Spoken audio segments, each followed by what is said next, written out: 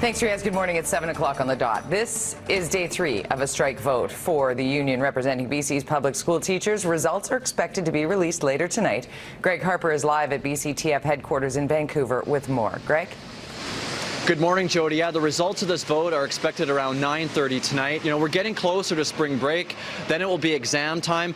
Are we getting closer to a deal between BC public school teachers and the government? Doesn't appear so. And the government is actually saying it received a document yesterday from a teacher in a certain school district outlining the union's strike plans. BCTF President Jim Eicher denies the document was written by the union, but Education Minister Peter Fassbender says the paper was leaked to the government by a BCTF member. According to Fassbender, the document lays out a 3-phase plan, including rotating strikes, followed by a province-wide one.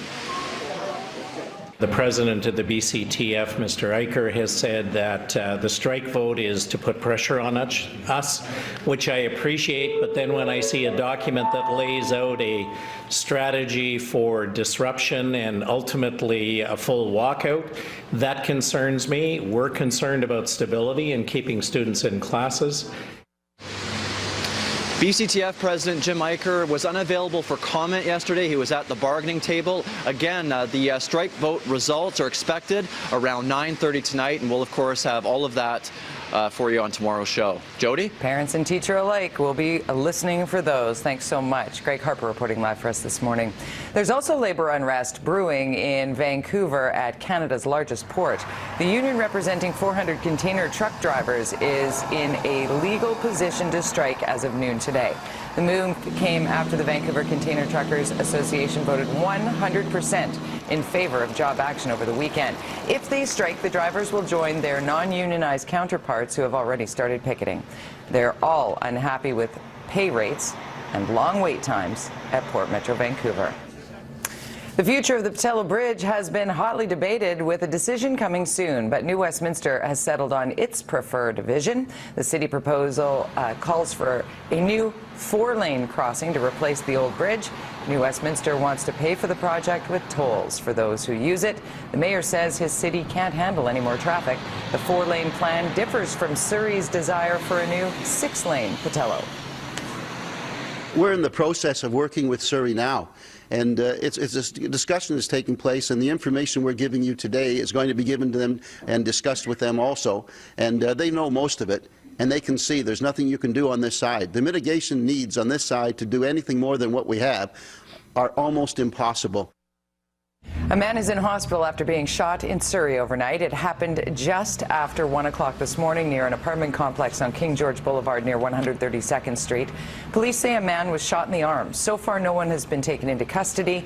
The apartment building is still a crime scene at this hour, as police are not letting anyone in or out of the building.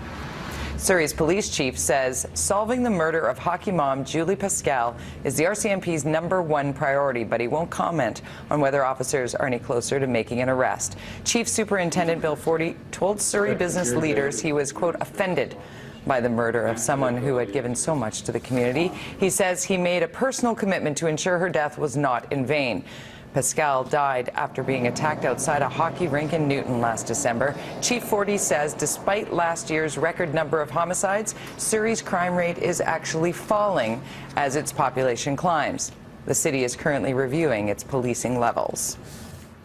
We're going through an analysis right now of our operations to ensure that we are as lean and efficient as possible. On the heels of that analysis, we'll then have a better sense of any shortcomings that we may have or areas that we can improve upon, and I think at that time we'd have a better position. Ukraine, Russia, and Syria are examples of tense times around the globe these days. Last night, one of the world's most influential people made some time for Vancouverites. Former U.S. Secretary of State Hillary Clinton addressed the Board of Trade. She spoke about Russia's invasion of Ukraine, but avoided the controversial Keystone Pipeline project.